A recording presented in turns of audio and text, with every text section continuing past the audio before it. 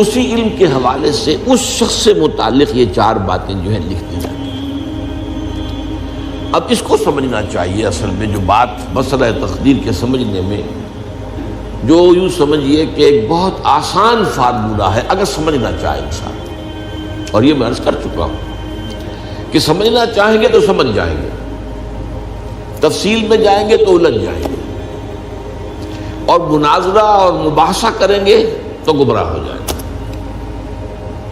چنانچہ اسی پر میں حدیث آپ کو سنا چکا ہوں کہ ایک مرتبہ حضرت ابو ہریرہ فرماتے ہیں کہ حضور صلی اللہ علیہ وسلم برآمد ہوئے اپنے حجرے سے، اور ہم مسجد کے گوشے میں بیٹھے ہوئے تقدیر کے بارے میں بحث کر رہے تھے، تو آپ شدید ناراض ہوئے، اور اس قدر آپ کا چہرہ مبارک غصے کی وجہ سے سرخ ہو گیا کہ ایسے محسوس ہوا جیسا آپ کے گالوں میں انار کا رس جو ہے وہ ڈال دیا گیا ہے، وہ اس کے اوپر بہا دیا گیا، وہ سرخ قندھاری انار، اس کا تصور کیجئے، وہ عام انار نہیں جس کے اندر وہ رنگ نہیں ہوتا۔ پھر آپ نے فرمایا غصے سے، کیا تمہیں اس بات کا حکم دیا گیا؟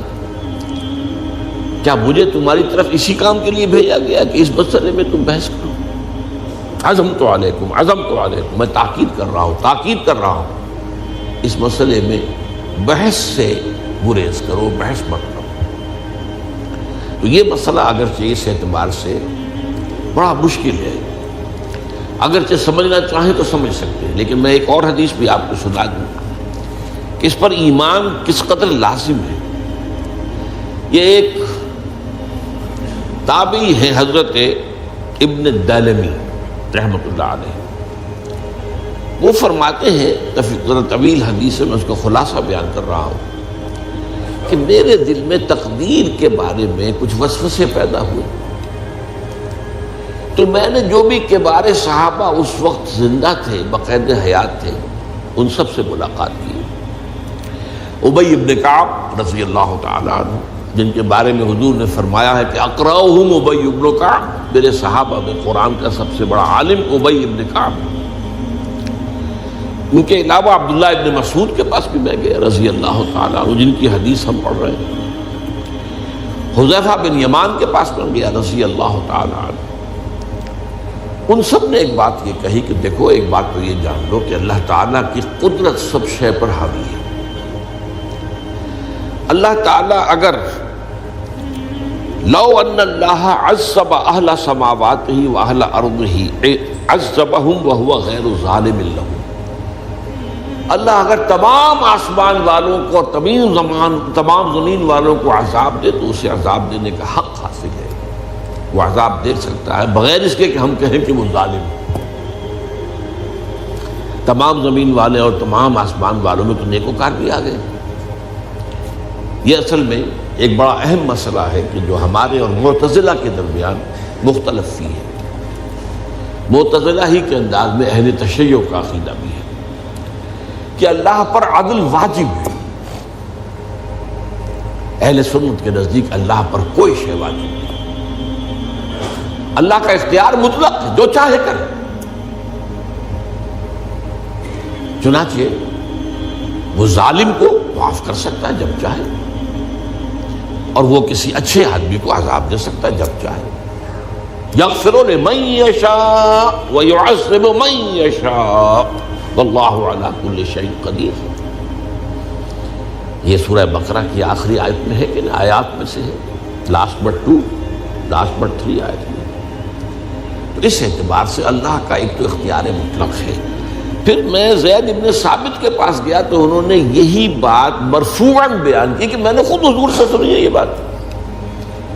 باقی 3 صحابہ کے بارے میں تو وہ کہتے ہیں کہ انہوں نے گویا کہ اپنی رائے کا اظہار کیا، اور اگر اللہ تعالیٰ چاہے لو رحمہم، تمام آسمان والوں اور تمام زمین والوں کو بخش دے اور رحم کرے، لکانت رحمتہ خیرا لہم من اعمالہم، تو اس کی رحمت جو ہے وہ یقیناً لوگوں کے اعمال سے بہت بالا ہے، بلند و برتر ہے، تو جو چاہے کرے۔ وہ ابو جہل کو بخش دے، کون اعتراض کر سکے گا؟ اور وہ کسی سے بڑے شخص کو جو ہے وہ عذاب دے، کون اعتراض کر سکتا ہے؟ اس اعتبار سے پھر انہوں نے فرمایا وَلَوْ أَنفَقْتَ مِثْلَ أُحَدٍ ذَهَبًا اور دیکھو ابن الدینمی جان لو، اگر تم احد کے پہاڑ کے برابر سونا اللہ کی راہ میں خرچ کرو گے فی سبیل اللہ ما قبل اللہ منک حتی یؤمن بالقدر، اللہ تعالیٰ اسے تم سے قبول نہیں کرے گا جب تک کہ تم تقدیر پر ایمان نہیں رکھو۔ اور اس کے بعد فرمایا اعلم، جان لو، انما اصابک لم یکن لیخطئک، جو چیز تم پر واقع ہوتی ہے، کوئی تکلیف آتی ہے، کوئی حادثہ پیش آتا ہے، وہ تم سے ٹلنے والا تھا ہی نہیں۔ مطلب یہ کہ تم سوچو کاش میں یوں نہ کرتا، یوں کر دیتا، اگر یہ ہو جاتا، وہ ہو جاتا تو میں بچ جاتا، نہیں، وہ تو آنے والی بات تھی، وہ اللہ کی کتاب، وہ اللہ تعالیٰ کے علم قدیم کے اندر پہلے سے لکھا ہوا تھا، تو موجود ہے، تو وہ تو آنی ہی آنی تھی۔ وَأَنَّمَا أَخْطَأَكَ لَمْ يَكُنْ لِيُصِيبَكَ، اور جو چیز کہ تم سے چھوٹ گئی، جاتی رہی، تمہارے ہاتھ سے نکل گئی، ممکن ہی نہیں تھا کہ وہ تمہیں ملتی، وہ اللہ تعالیٰ کا وہ جو علم قدیم ہے اس کے اندر پہلے سے طے ہے۔ وَلَوْ مِتَّ عَلَىٰ غَيْرِ هَٰذَا لَدَخَلْتَ النَّارَ، اگر دیکھو تم غور سے سن لو، اگر اس عقیدے کے سوا کسی اور پر تمہاری موت واقع ہوئی تو جہنم میں داخل ہو جاؤ۔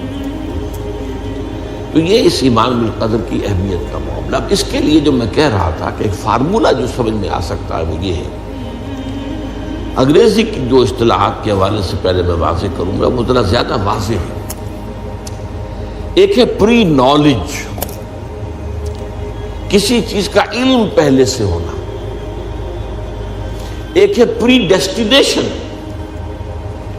کسی شے کا پہلے سے طے پا جانا۔ ان دونوں میں گڑبڑ کا نہیں کرنا چاہیے۔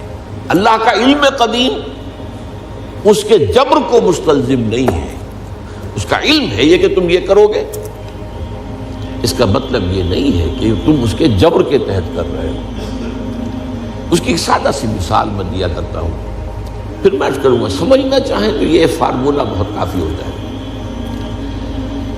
آپ کسی بچے کے سامنے کوئی کھلونا ڈال دیں، آپ کو تقریباً یقین ہے وہ متوجہ ہوگا، اسے اٹھائے گا۔ ہو سکتا ہے بچہ کسی اور دھن میں ہو اس وقت، ادھر اس کی توجہ کسی اور کو نہ اٹھائے۔ اگر وہ اٹھا لیتا ہے تو آپ کے مجبور کرنے سے تو اس نے نہیں اٹھایا، اس نے تو اٹھایا ہے اپنے انسٹنکٹ کے تحت کہہ لیں، اپنے ارادے کے تحت کہہ لیں، آپ مجبوری آپ نے کی۔ لیکن اللہ تعالیٰ کا جو اندازہ ہوتا ہے، وہ اندازہ قدر کے معنی اندازہ بھی ہے، میں بیان کر چکا ہوں آپ کو۔ اس کا جو علم قدیم ہے وہ غلط ثابت نہیں ہو سکتا۔ ظاہر بات ہے کہ پھر تو اعلیٰ کل شیء علیم وہ ہے ہی نہیں، اس کا علم قدیم جو ہے اس میں کوئی خطا نہیں ہو سکتی۔ یہ ہے در حقیقت پری نالج اور پری ڈیسٹینیشن، دونوں کے اندر فرق کر لیا جائے، یہ جبر نہیں ہے۔ ہاں اللہ تعالیٰ کا علم ہے، اس علم کے مطابق چیز جو ہے وہ لکھتی گئی ہے، وہ تو ہو کر رہی ہے۔